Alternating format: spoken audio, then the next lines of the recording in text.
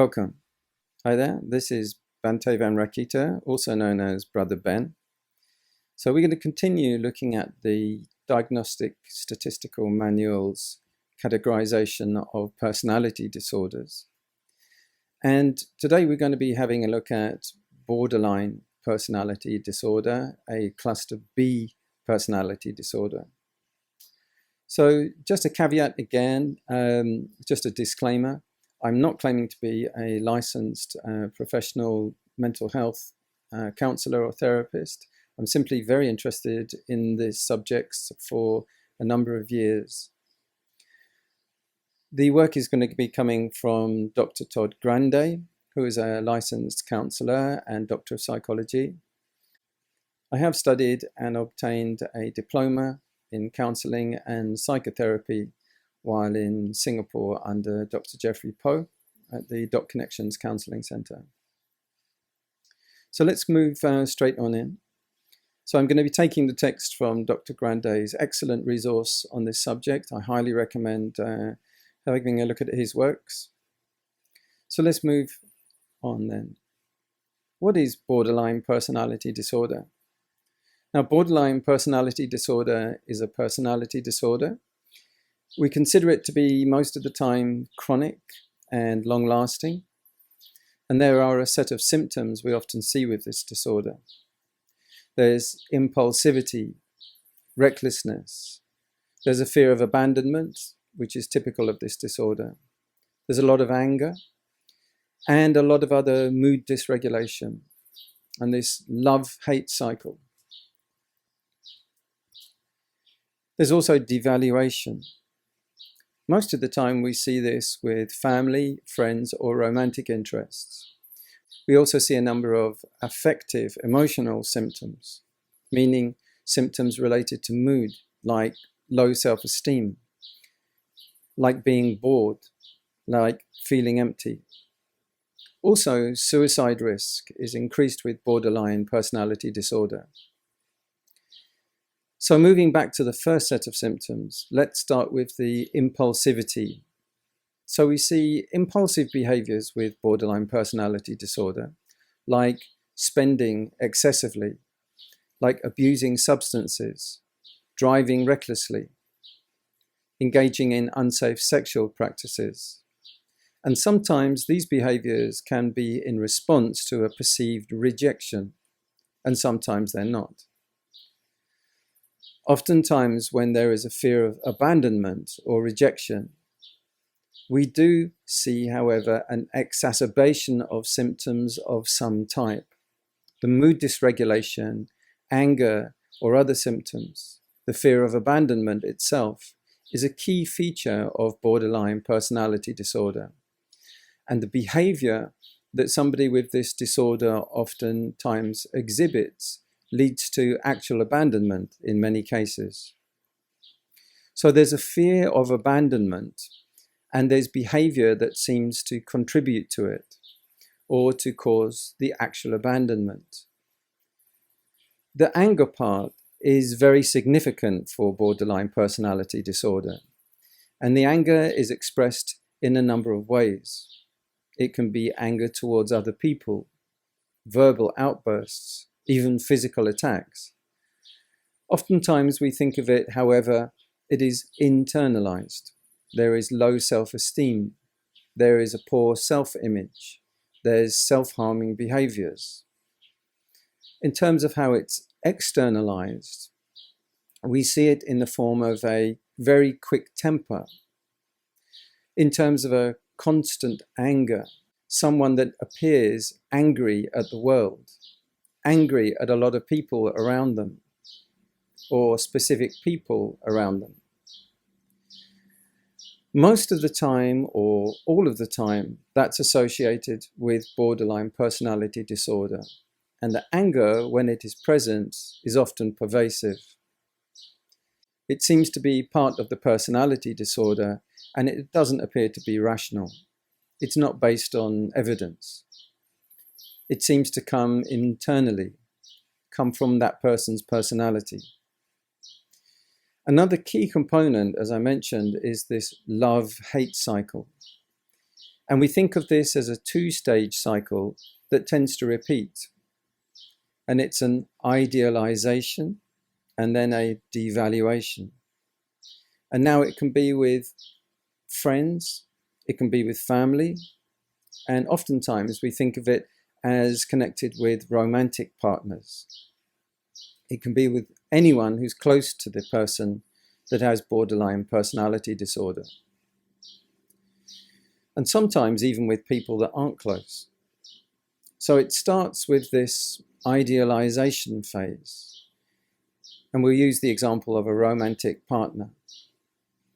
Someone with this disorder may look at this new romantic partner and believe that they are the best romantic partner ever. And everything about them is perfect. And this could go on for days, for weeks, sometimes even months. But eventually there'll be a devaluation cycle where the person will move from love to hate. And in the devaluation cycle, they will be very angry with that person, where the person will move from love to hate. And in the devaluation cycle, they will be very angry with that person. They'll view them as manipulative, as hurting them, and as abandoning them. The rejection part here is fairly significant. So this cycle can repeat and can go through just one time. It could be idealization and devaluation, and then the relationship is over. Or it can be hundreds of times over the course of years. And I've seen both presentations and everywhere in between, says Dr. Todd Grande. Usually I would say that when it happens, the cycle occurs many times with one person before the individual with borderline personality disorder has to move on, or decides to move on to another romantic partner. Sometimes it's a decision that the person with the disorder makes. They feel abandoned, or they're the ones who actually reject or ban the other person. And sometimes circumstances force this. The other person, frustrated with the behavior, with the mood dysregulation, will leave and not come back. And the individual suffering from borderline personality disorder will have to move on. And in the case of anger, sometimes, particularly with any type of verbal threat or physical attack, the criminal justice system intervenes. And they end up separating the two people. So we see a lot of different expressions of this cycle. But most of the time, the cycle focuses on one person for several months, even years, before that person switches for the person suffering with the disorder. Switches to another person, either by choice or not. So this two-stage cycle, the idealization, devaluation cycle, I think really stands out to individuals observing somebody who has borderline personality disorder. And I think it's particularly frustrating for people in romantic relationships if they're dealing with somebody who has this love-hate cycle. That really stands out to them. And a lot of people, of course, don't appreciate that. They don't like that. So that behavior, as I mentioned, results in the rejection or the abandonment. And of course, that abandonment fuels mood dysregulation, impulsivity, recklessness, and anger. And the cycle just continues. Borderline personality disorder is a chronic, long-lasting condition. It shares a lot of other symptoms with other personality disorders. And one of the disorders that it seems to share a number of characteristics with is antisocial personality disorder. And there are even theories out there that borderline personality disorder is a female variant of antisocial personality disorder. Borderline personality disorder is thought to affect women more than men. And I'll talk about this more in a moment. And we know, of course, antisocial personality disorder affects men at a higher rate than women. So this theory has come up that somehow borderline personality disorder is a female version or expression of antisocial personality disorder. So Dr. Grande says, I don't think that evidence really supports this fully yet. I think there is some evidence that supports it. At this point, looking at the evidence, I don't believe it's the case, but I can appreciate there are a lot of similarities. For example, the manipulation part is observed in both disorders, as well as the aggression part. Although we think of the aggression part a little differently in terms of antisocial usually. And the impulsivity part is quite similar between both disorders. So moving on to the issue of gender and how borderline personality disorder is thought to affect women more than men. This supports the argument that borderline personality disorder is a female variant of antisocial personality disorder. However, evidence now suggests that borderline personality disorder may be equally common, equally prevalent among men and women. It was thought for a while that the ratio was 3-to-1 female to male, affecting females more often. Now the thinking is closer to equal, that there may be equal numbers of men and women who have borderline personality disorder. And in a number of ways, this really makes sense if we think about how males with borderline personality disorder present with symptoms.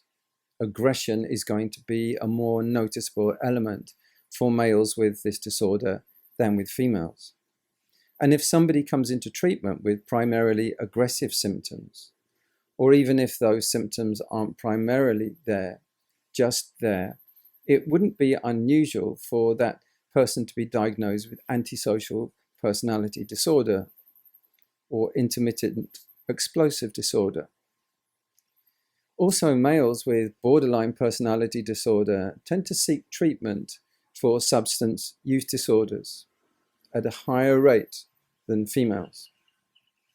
So again, the risks there would be that they would be diagnosed with a substance use disorder and not diagnosed at all with borderline personality disorder.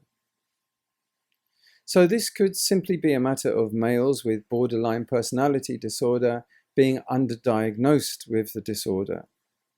That could explain why for a long time we believed that females were more affected by this disorder than males. And it could still be the case that that's true. It's just that recent evidence supports that the number may be closer to equal between male and female borderline personality disorder. So what causes borderline personality disorder? Well, we're not really sure. We know that genetics appears to play a key role. And we believe that early childhood experiences, particularly negative experiences, could contribute to the disorder of borderline personality. For example, an abusive family, parents that are absent or who demonstrate poor parenting skills and a lack of attachment with parental figures. All these could be causal to some extent to borderline personality disorder. But again, we're not really sure. This is actually a complex disorder, and there is a lot of evidence about potential causes. And some of the evidence is contradictory. So we're fairly sure that the genetics part is important. We're not really sure about the other information. So what's done to treat borderline personality disorder? Like any personality disorder, borderline personality disorder is considered chronic and long-lasting, which can make it difficult to treat a lot of the symptoms we see associated with borderline personality. And some of the key features like the mood dysregulation can be treated, progress can be made. And I think certainly treatment is worthwhile when somebody has borderline personality disorder. We see other symptoms associated with this disorder, like depression and anxiety and self-destructive behaviors, which can respond fairly well to treatment. As we mentioned before, the core factors, the core conditions in the disorder can also be treated. We think that these are more tied to the personality, and some personality disorders are more difficult to treat, but progress can be made there as well. There are a lot of theories regarding what treatments would be most effective for borderline personality disorder. It's not unusual that we see cognitive behavioral therapy used to treat this disorder. There's a version of that called dialectical behavior therapy, which is fairly common. And different types of group therapies are common for borderline personality disorder. So once again, quick disclaimer, the work here has been supplied by Dr. Todd Grande. I do recommend checking out his other videos and also the other ones in this series. I repeat, I'm not a qualified licensed counselor, but I do hold a diploma in Buddhist psychotherapy and counseling. And I hope you found this description of borderline personality disorder to be interesting and useful. And thank you for watching. Keep up and check our other videos. Please share and like this video. Look forward to next time.